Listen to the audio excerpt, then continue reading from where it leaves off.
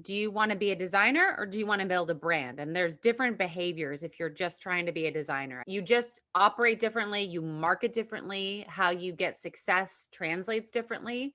We decided we wanted to be a brand. So what did that mean? It meant that I think everyone gets obsessed with revenue, right? How much revenue can I make? And it's almost like that's a vanity metric because, like you said, you're making 250,000 plus dollars, and everyone starting a brand thinks, "Wow, I want to make $250,000 because then I can live life on my own terms." And they have no clue that no, you're so far from making any money off that. So, I mean, what do you tell entrepreneurs when all they focus on is revenue?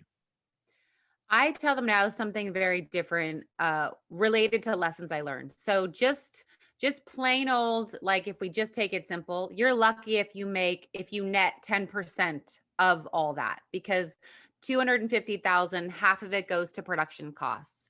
You have to factor in taxes, right? There's all sorts of things that keep chipping away. So if you're lucky, you come out of that with $25,000 in profit.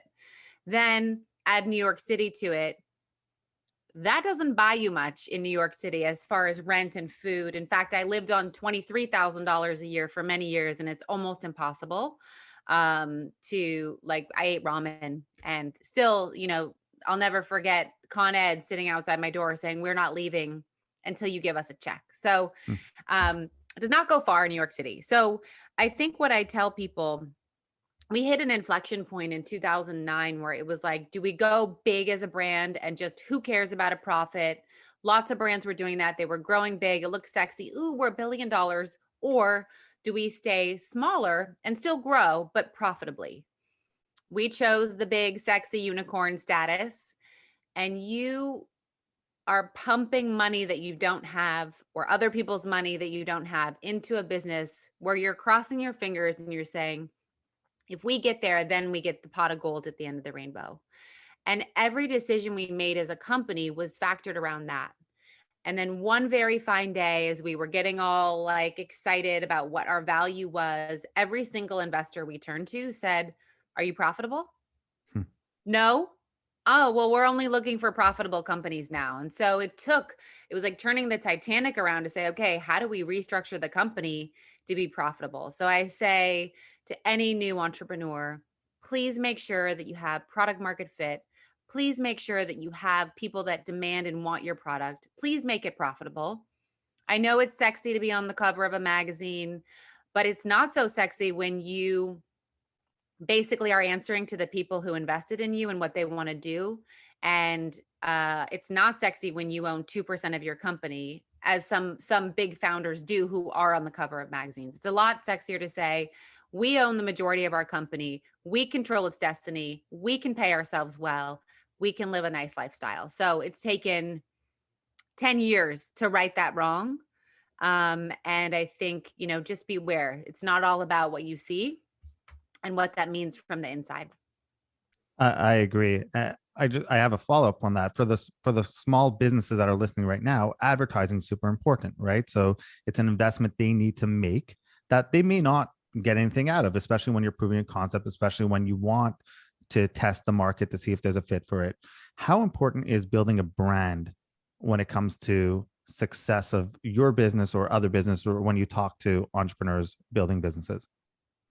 I think it depends. I think early on I was asked, do you want to be a designer or do you want to build a brand? And there's different behaviors if you're just trying to be a designer. I think um, you just operate differently, you market differently, how you get success translates differently.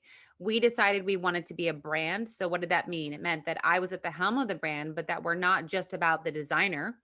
We're about a lifestyle. So what is that lifestyle? Who is that woman? Why does she buy into this? So we had to come up with what are the pillars that the brand stands for?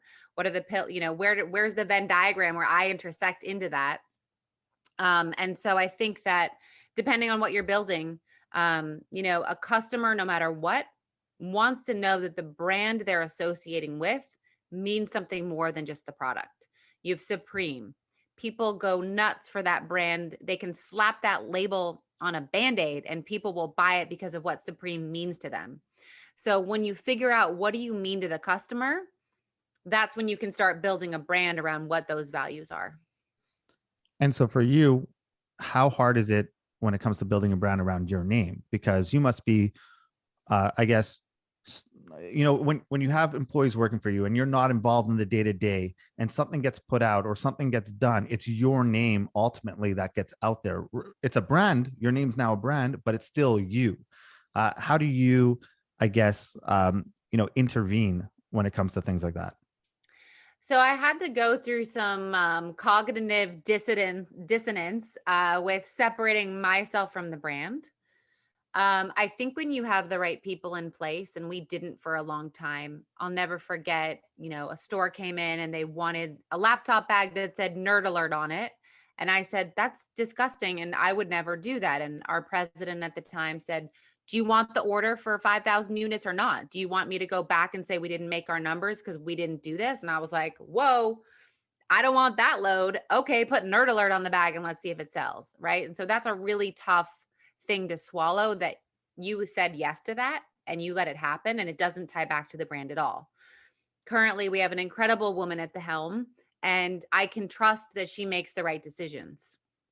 Now, does that mean that I'm going to wear and be the face of every single item we make? No.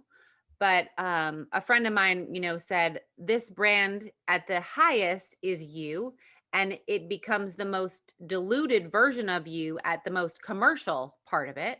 So as long as that dilution is true to the source, it's fine. I think when that dilution becomes something like, oh, that's horrific. Oh, like I've made those faces at my product, then something's off. But if you can say, hey, for the woman who lives in North Dakota, no slight to North Dakota, who maybe isn't in a metropolitan city seeing the fashion, do I expect her to wear something that someone in New York or LA would wear?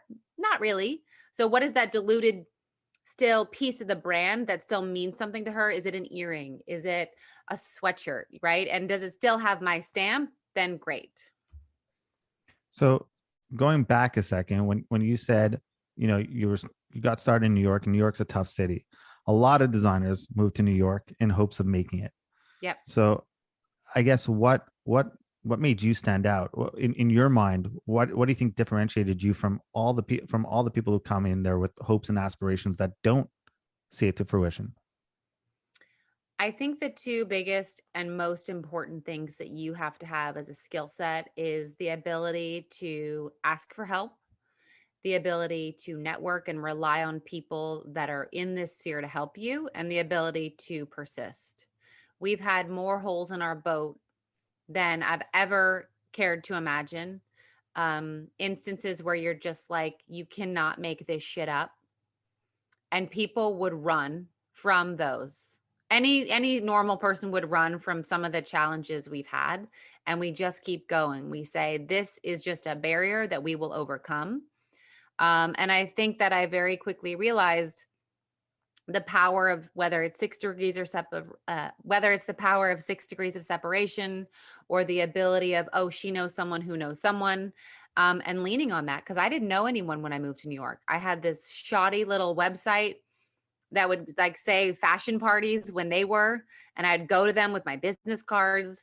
And then I met a girl who would take me to a bunch of parties and introduce me. And then, and I was able to go, good. I came home at night and I counted my business cards like they were cash. And then I followed up with those resources and contacts and asked them. And so you have to be comfortable doing that. You cannot be a designer that gets to shy away in the back and never speak to anyone, and it's all about your art. That sounds wonderful, but it's just not true in today's day and age. I think it's a business lesson and a life lesson, right? I don't think people ask enough for anything, period, right? If you want a sale, you have to ask for it. If you want that person to go out with you, you got to ask them, right? Everything begins with the ask. And, when it comes to this podcast, having amazing guests like yourself, people always say, how do I get them? And I said, literally, I asked, right? Like, Rebecca, you'll come from this. I DM'd you on Instagram, and that's how it started, right? Like it starts with an ask. The worst thing someone could say is no, and you learn to deal with it. So, but that's a mindset, right? Everything you talked about is a persevering and going through it, which a lot of entrepreneurs, true entrepreneurs, I should say, not the ones who want to do it because they get to take pictures on a yacht or a private jet, but true entrepreneurs could persist and ride those lows and hammer through it. But that's a mindset. Did you always have that mindset, or was it something you had to learn or work on? I think that I had that mindset for a long time because growing up, anytime I asked for something, the reply was, you have to earn it or figure it out yourself. So whether it was, buying my first sewing machine, how are you going to pay for it? Whether it was going to summer camp, here are the forms, register yourself. Hmm. For a second, I thought I wanted to homeschool because that's what my brothers were doing. And she's like, here's the website and the application, fill it out on your own. And so, even at 16, I said, I want to go to New York City and see if it's where I want to live. And she's like, great, get yourself there and figure it out. And so that sort of primed me for that entrepreneurial mindset of, I don't know the answer, but I know how to figure it out. And I know I'm going to keep trying until I do.